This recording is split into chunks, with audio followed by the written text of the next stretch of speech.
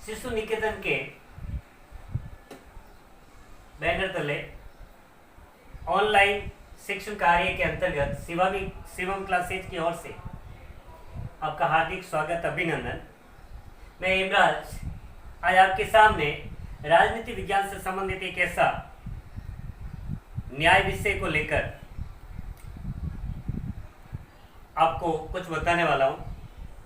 अभी तक हमने न्याय को लेकर प्राचीन काल के विचारक यूनान के प्लेटो, अरस्तु के बारे में पढ़ा। उसके बाद हमने मध्यकाल के संत ऑगस्टाइन, थॉमस एक्विनास, उनके बारे में पढ़ा। फिर आधुनिक काल के अंतर्गत थी डेविड होम, जेरेमी बेंथम और जॉन स्टुअर्ट मिल, इनके बारे में हम अध्ययन किया। लेकिन आधुनिक काल के अंतर्गत इन सभी का विश्लेषण करने के बाद एक नवीन विचारधारा देने वाले जॉन रॉल्स के न्याय संबंधी विचारों की आज अपन चर्चा करेंगे। जॉन रॉल्स ने एक पुस्तक लिखी जिसका नाम था ए थ्योरी ऑफ जस्टिस। उस पुस्तक में उन्होंने आधुनिक समय के अंतर्गत सामाजिक न्याय की जो व्यवस्था है उसके परिदृश्य में अपनी एक धारणा प्रस्तुत की।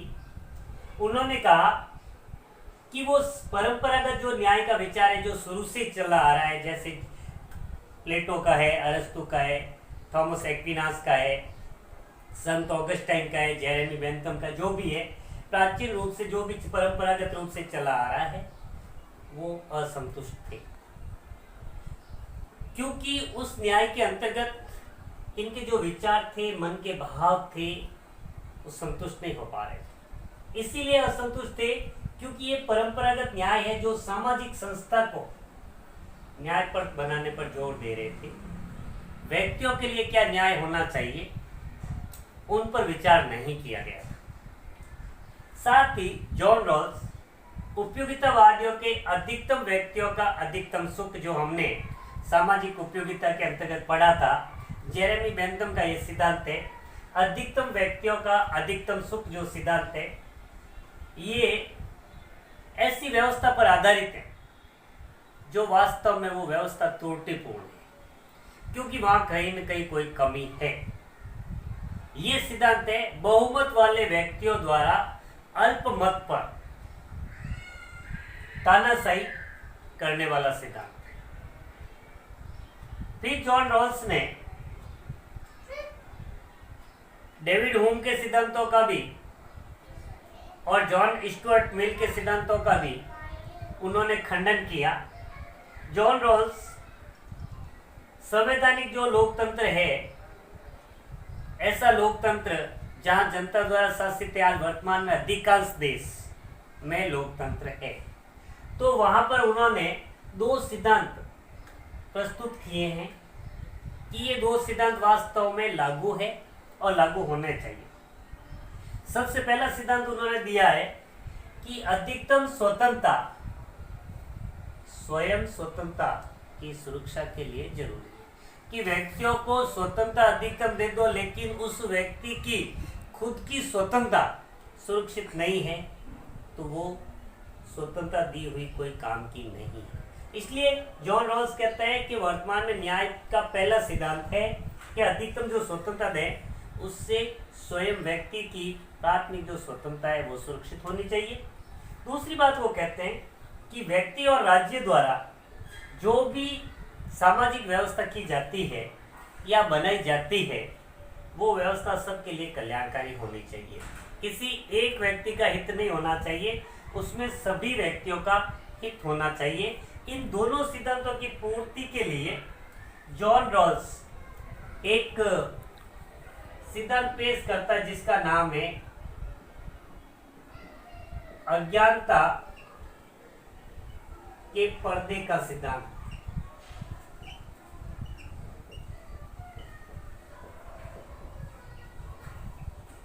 जॉन रॉल्स से इन दोनों सिद्धांतों को प्रतिस्थापित करने के बाद एक निष्कर्ष रूप में एक सिद्धांत प्रस्तुत करता हमारे सामने, जिसको कहते हैं अज्ञानता के पर्दे का सिद्धांत। इसके अंदर वो कहते हैं कि मनुष्य द्वारा जो नियमों का निर्माण किया जाता है, जो सिद्धांत बनाए जाते हैं, उसमें अज्ञानता के पर्दे अर्थात मानव जब निर्माण करता है तो उस मूल स्थिति में आ जाता है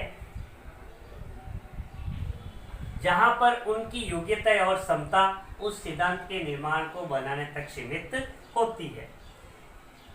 न्याय की पहली मांग है।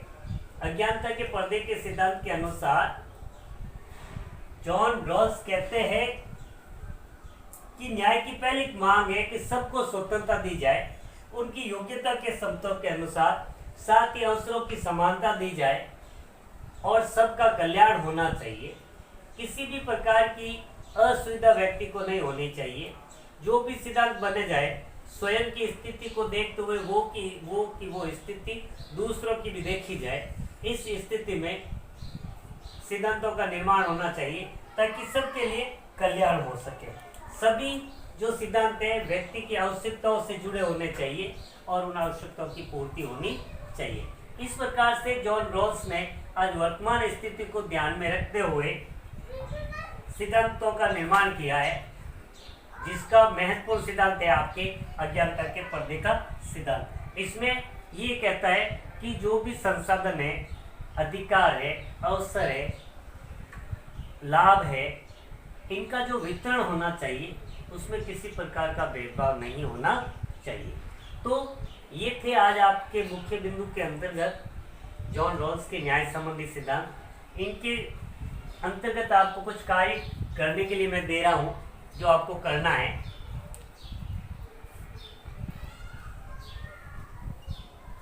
जॉन रॉल्स की पुस्तक का नाम लिखिए।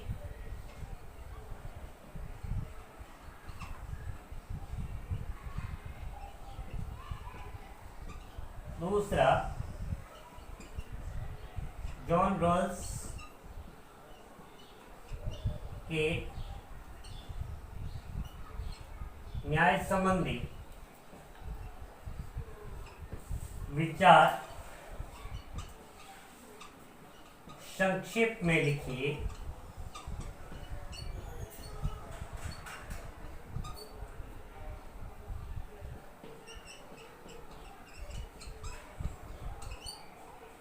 तीसरा,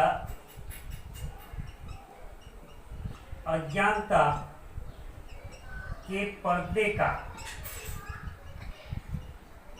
सिद्धांत क्या है।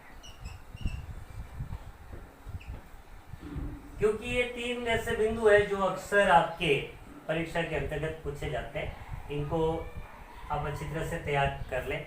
कल इसी समय फिर आपके सामने उपस्थित होंगे। तब तक के लिए थैंक यू।